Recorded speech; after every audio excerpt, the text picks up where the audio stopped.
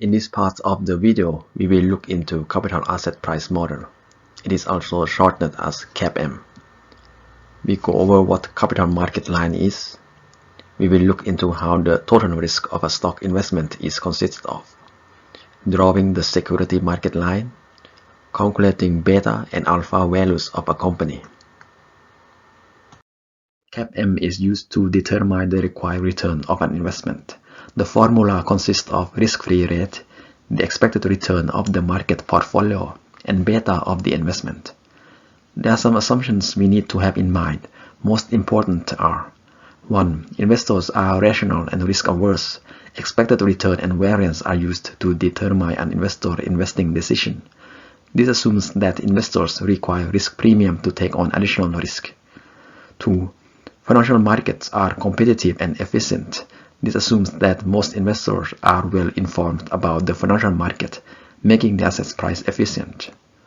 3. Frictionless market without transaction costs and taxes.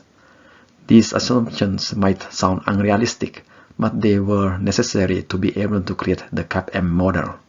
There have been new studies where the assumptions are less strict. The results still support the model's main implications.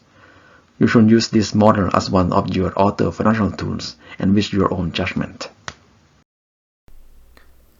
To better explain CAPM, imagine that you want to invest in the company Apple, but you don't know if the expected average return of 31.9% a year is worth the risk of 31% volatility.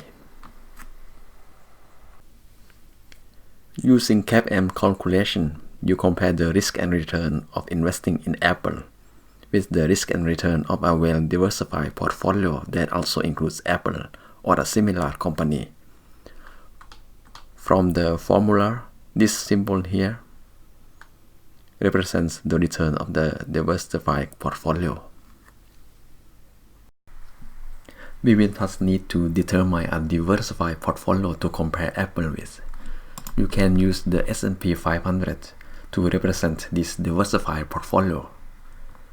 If you have a portfolio of multiple assets, like the one we have learned earlier, S&P 500 and a bond fund, use that instead, as long as your portfolio includes companies like Apple and is well diversified.